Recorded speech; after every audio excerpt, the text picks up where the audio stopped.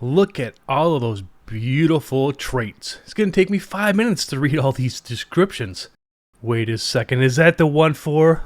Oh yeah, look at those tiles. We spawned next to a natural wonder. I sat around just looking at all the pretty tiles for a few minutes, then reality set in. This was not the best of starts.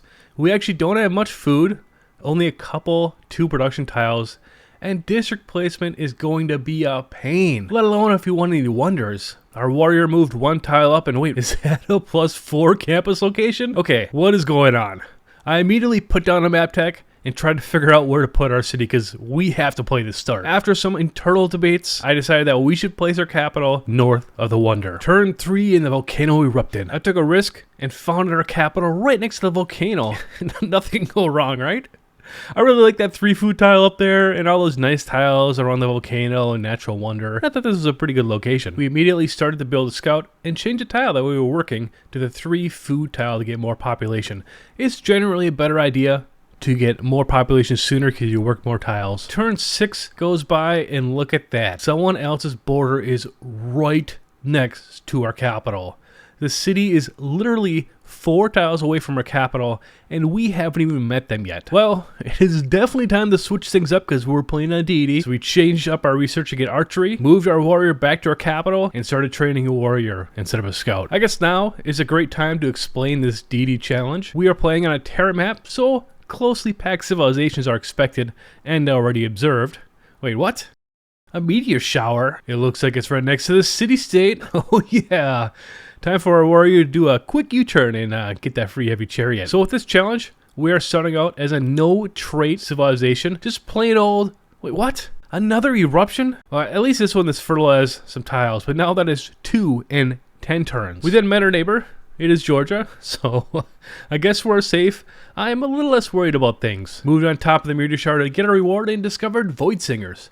I didn't even know that meteor showers counted as tribal villages, and having a mysterious society there somewhat makes sense. Going back to this deity challenge, we're also using a mod called Conquer Mode, where you can get civilization and leader abilities if you take over their capital. This is actually something that Potato McWhiskey brought to my attention in my original no trait civilization video, and it sounded super fun. Now that we have this heavy chariot, our garrison defense strength is 31, which is absolutely huge for this early in the game. We can just keep this heavy chariot in our capital, and they are not too likely to take this over as long as we have a couple more units. 2 turns after meeting our neighbor, Georgia denounces us.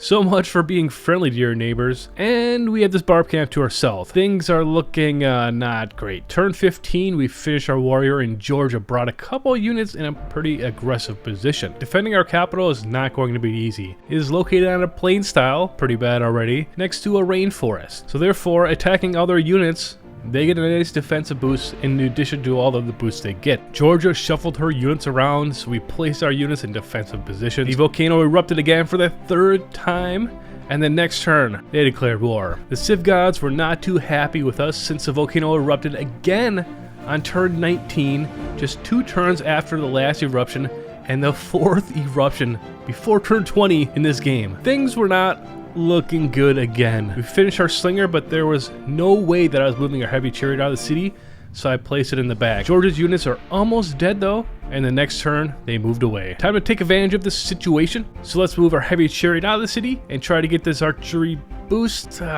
Crap. The next turn they moved that heavily injured unit out of sight, but I was a little smarter this turn. I moved our heavy chariot down and we attacked with that first, and then we got our slinger to attack the unit and get our archery boost. After a few turns, we secured our capital thanks to the archer, started researching heroic tales, and went on the offensive. The city to the north has only 10 garrison defense strength, so we brought in our heavy chariot, warrior, and archer. Attacked once, attacked again, and got the city on our 3rd attack.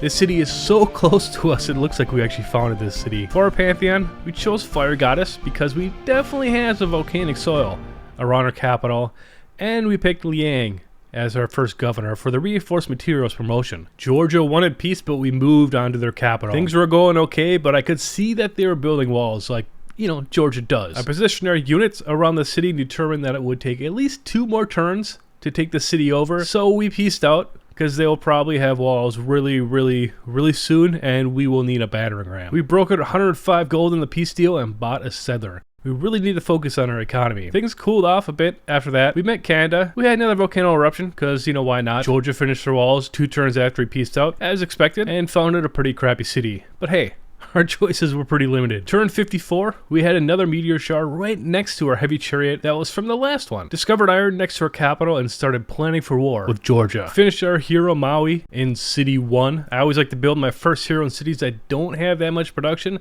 since the cost is reduced so much for your first hero.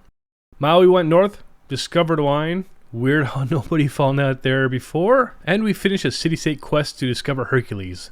Pretty much the best hero. Canada still has a lot of troops in our lands, but we did become friends with them, so I was not worried anymore. Maui moved to the east. We upgraded one of our warriors and bought a battering ram after selling all of our diplomatic favor. Turn 71 and it was time for revenge. We held back 1 turn to see if they'd bring the heavy chariot out of their city, but they must have learned from trying to attack our capital on turn 18, so we moved in. A couple of turns later, we got their capital and all of their abilities. At the time, I was underwhelmed because, you know, it's Georgia, but the 50% production boost towards offensive buildings really helped us build our walls that much sooner and really helped us out of a lot of situations. Plus, the additional faith you get from killing other units actually helped us out too. So maybe Georgia's is not that bad. We devoted enough production and finished Hercules. He took a quick tour to finish some campuses. Then Georgia put a warrior between him and their next city. Big mistake.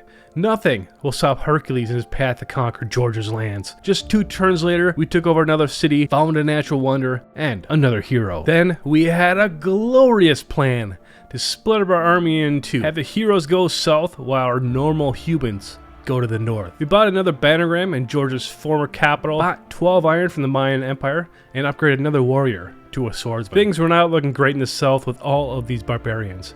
A couple reinforcements came down from the north and we continued to attack the city. We even sold some more diplomatic favor to buy another archer. The barbarians proved to be quite strong. Both of our heroes were down to a 20-ish health, and the next turn Maui ended up dying and we had to retreat. So we took up defensive positions to strike at the barbarians and hopefully eliminate them in a few turns. To the north, things were going just fine. Maybe these people are the true heroes. The next turn, our true heroes actually made progress, unlike Hercules, and captured another one of Georgia's cities. Scouting out future prospects, we looked west. Canada's cities look very interesting. Do you see that? Do you see that? No walls anywhere. This is perfect for a heavy chariot attack, so we change up researching stirrups to the wheel, and we're gonna build a lot of heavy chariots and upgrade them with gold. Turn 90 for the normal plain empire. Well, now part Georgian. Canada entered a normal age, which is absolutely perfect, since loyalty issues should not be a problem in the future. We chose monumentality, since this one is just busted if you have any decent faith generation,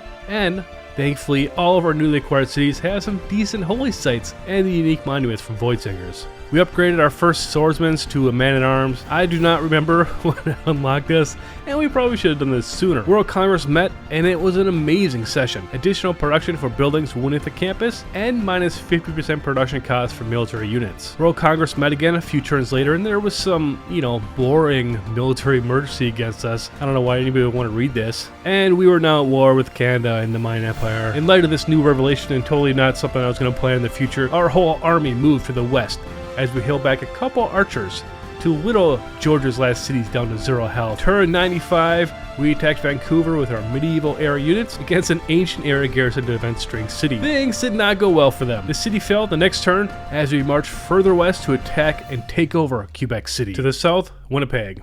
But this is a tough attack since there's a crossbowman in there and the terrain is very unfavorable since most of our attacks would have to be across a river. We regrouped in Quebec City, then Canada struck back. We lost a knight and a man-at-arms, and crossbowmen and city walls can be a complete pain. Turn 108 and Georgia fell to our knight. Things were looking okay with our siege against Halifax until turn 110. Canada brought down a crossbowman from the north and another one from the south.